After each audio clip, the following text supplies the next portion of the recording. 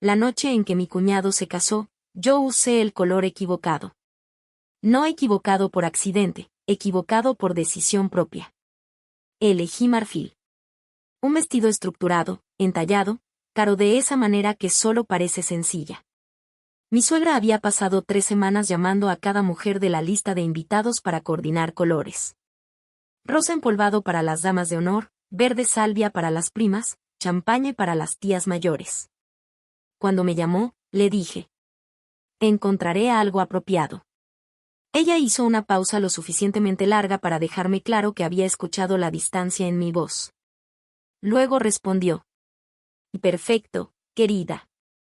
Con ese tono que reservaba para las cosas que ya había decidido que nunca me perdonaría. Yo sabía exactamente lo que estaba haciendo.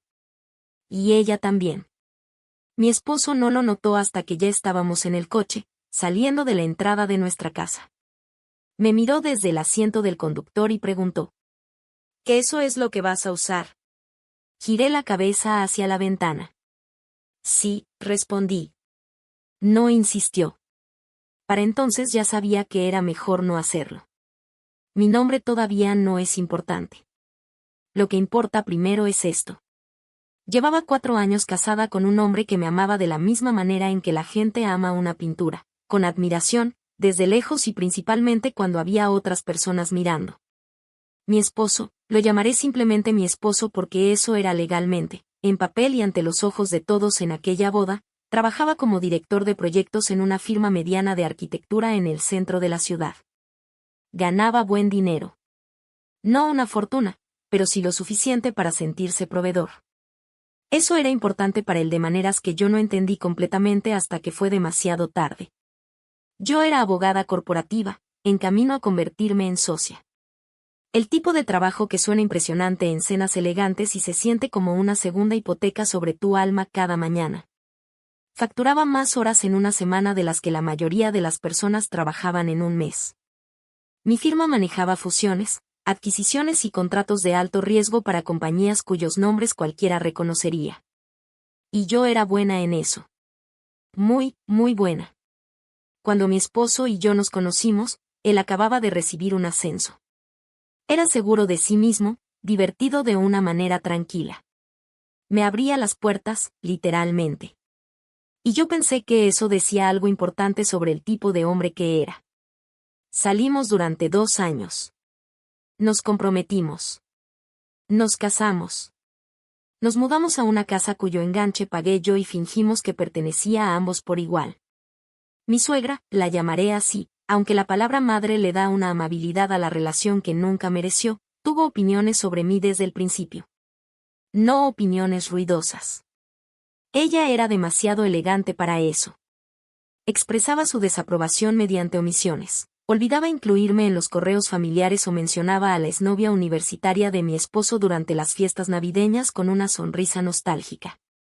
Una vez, en la cena de Navidad, miró mis manos, que estaban vacías porque me había quitado los anillos para lavar los platos, y dijo sin dirigirse a nadie en particular: algunas mujeres simplemente no se sienten completas sin joyas, ¿verdad?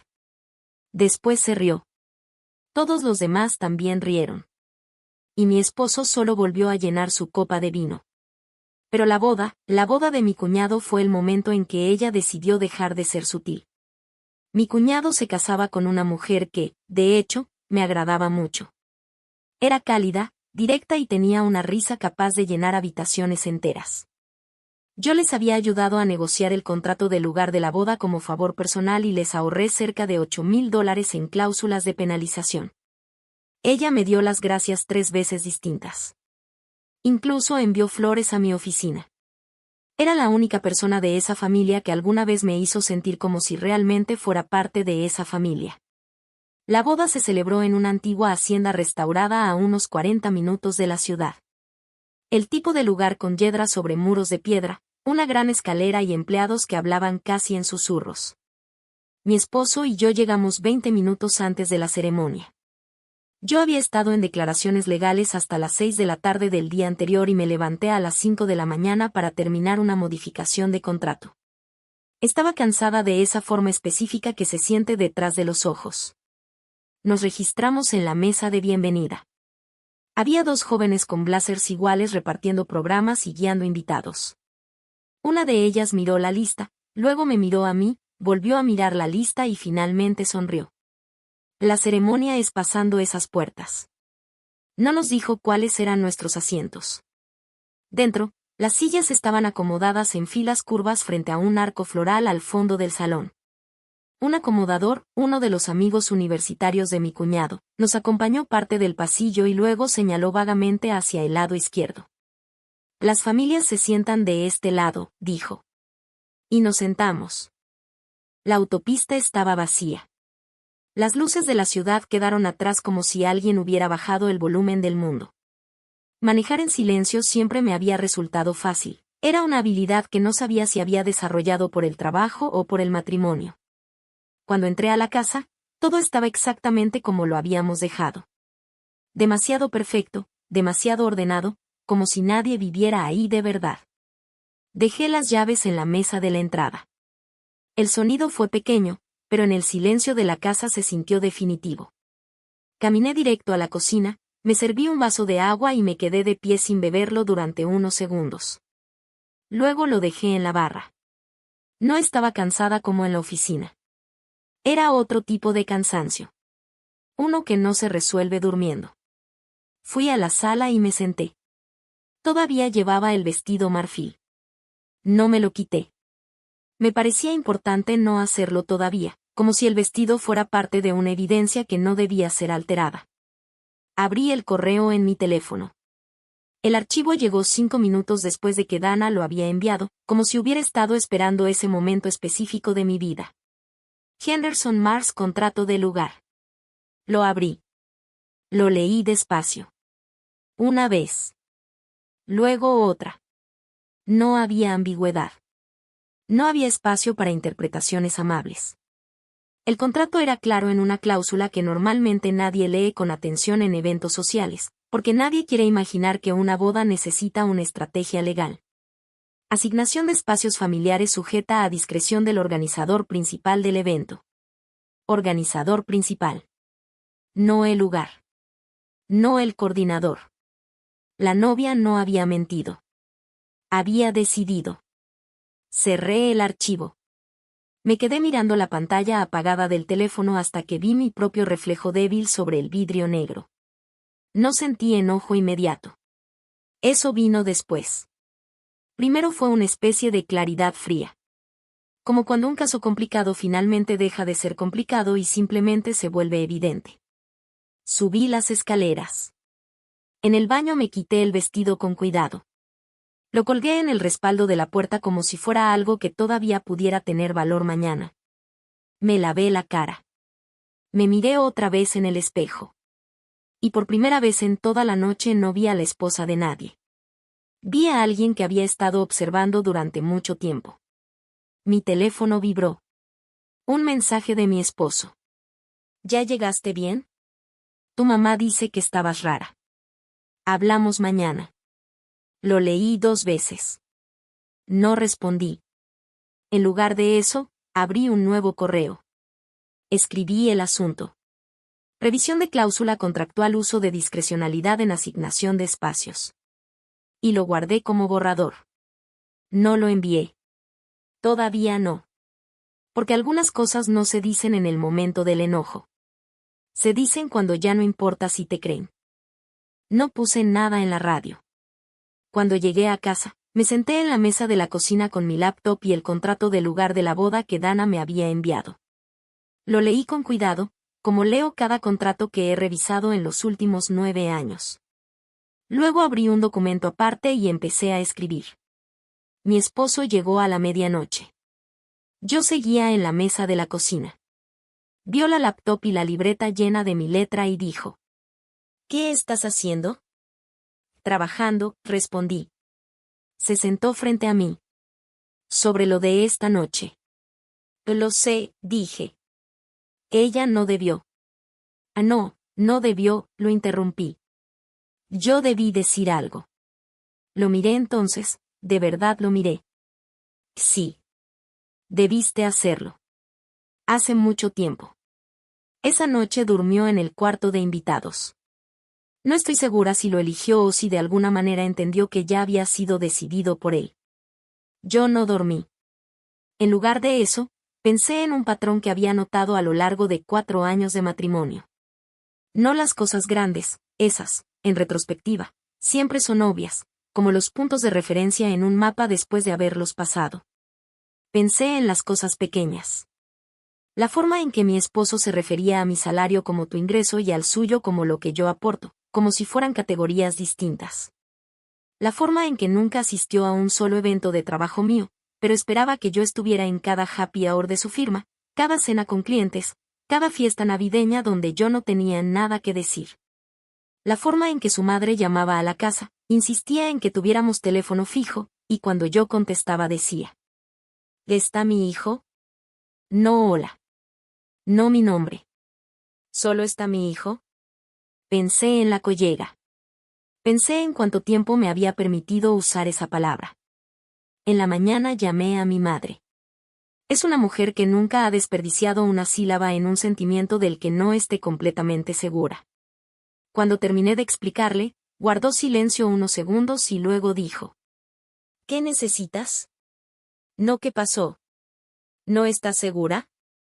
No, tal vez no fue así. ¿Qué necesitas? Necesito una recomendación de derecho familiar, le dije. Me dio una. Llamé a la abogada esa misma mañana. Se llamaba Patricia. Hablamos 1 hora.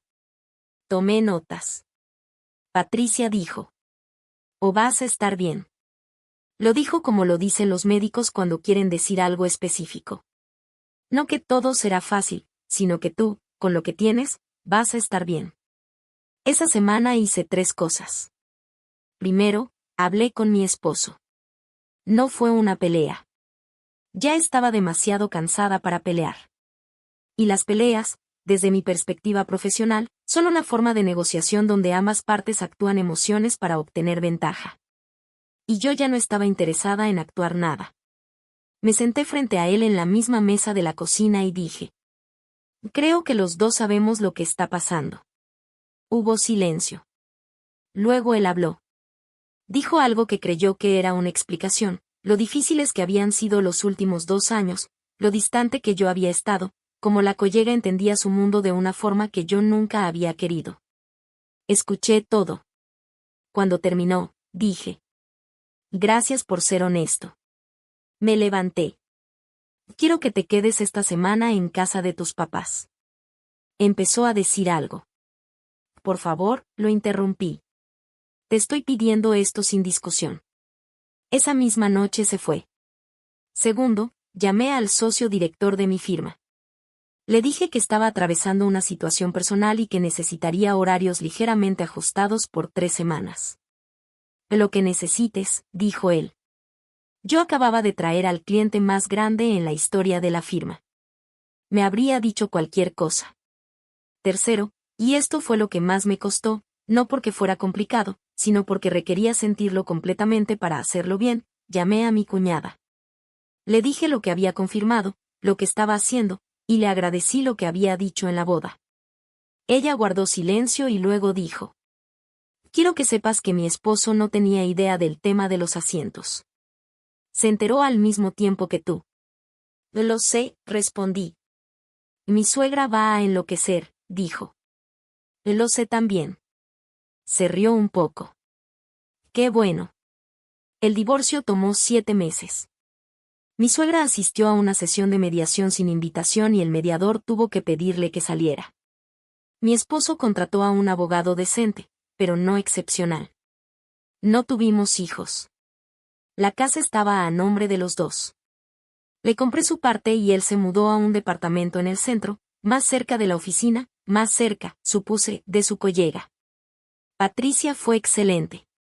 Hubo un momento, alrededor del 4.º mes, en que mi esposo me llamó directamente, no a través de los abogados, lo cual no debía hacer, y dijo que ojalá las cosas hubieran sido diferentes, que él lo habría manejado mejor. Que sabía que había dejado que todo llegara demasiado lejos. Le creí, en esa forma limitada en la que he aprendido a creerle a la gente cuando dice cosas que realmente siente, pero no lo suficiente como para haber actuado antes. Te creo, dije. Lo siento, dijo él. Lo sé, respondí. Hubo un largo silencio. Entonces le dije. Que espero que ella valga la pena. No lo dije con maldad. De verdad, en una parte de mí que ya estaba exhausta, solo quería que él fuera feliz, que todo hubiera valido la pena, quemar lo que teníamos. Porque si no, era solo desperdicio. Él no respondió. Yo colgué. Mi suegra me envió una carta durante el proceso del divorcio. Escrita a mano, 3 páginas. La leí una sola vez. En términos generales, decía que yo nunca había hecho un verdadero esfuerzo por integrarme a la familia, que mi carrera siempre había estado por encima de mi matrimonio. Y que ella había visto venir todo esto desde hacía años y solo había querido lo mejor para su hijo. En la última página, con una tinta ligeramente diferente, como si hubiera hecho una pausa y regresado después, escribió. Quiero que sepas que la asignación de asientos en la boda fue decisión mía y solo mía. Marcus no tuvo nada que ver. Marcus era mi cuñado. Supongo que pensó que eso haría las cosas más claras.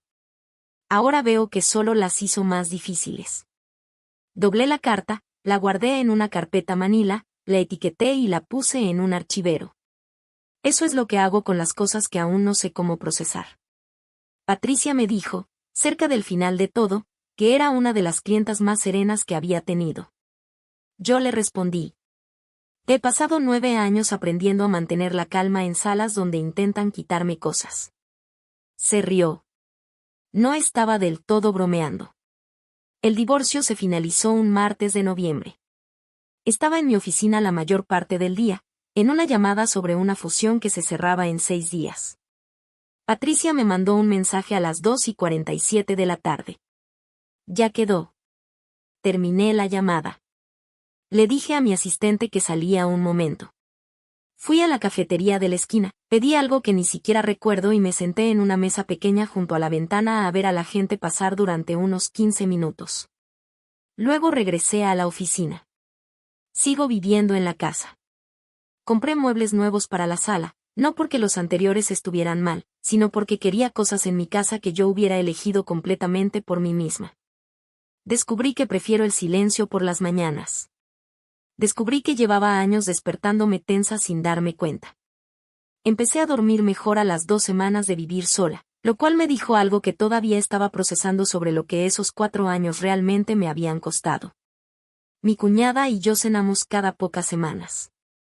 Es lo mejor que conservé de ese matrimonio. Todavía me manda flores a veces sin razón, como cuando me las envió a la oficina después de que ayudé con el contrato del lugar de la boda. La semana pasada me envió un pequeño cactus con una tarjeta que decía: floreciendo con poca agua. Lo puse en la ventana de la cocina, donde puedo verlo cada mañana. No he hablado con mi suegra desde que recibí su carta. No he hablado con mi exesposo desde el día en que se finalizó el divorcio. Creo que esa es la distancia correcta para ambos. Y hay una última cosa que quiero decir, no porque sea dramática, sino porque es verdad. La mañana de la boda, antes de salir, me paré frente al espejo en nuestro cuarto con el vestido marfil y me observé durante un largo rato. Sabía lo que estaba usando. Sabía lo que significaba aparecer con ese color, en esa familia, ese día. Sabía que sería notado, interpretado y registrado, y aún así lo usé. Me dije que era desafío. Me dije que me estaba negando a ser coordinada, administrada, acomodada. Y eso era cierto, pero también era otra cosa. Era lo primero honesto que había hecho en mucho tiempo. Me presenté exactamente como era. No rosa empolvado, no champañe, no el color que se supone que debía ser para encajar en la historia de alguien más. No creo que en ese momento supiera lo cerca que estaba del final, pero alguna parte de mí sí lo sabía. Porque fui a una boda con el color equivocado, y debajo del cansancio y el miedo, sentí algo que tardé mucho tiempo en reconocer correctamente. Alivio.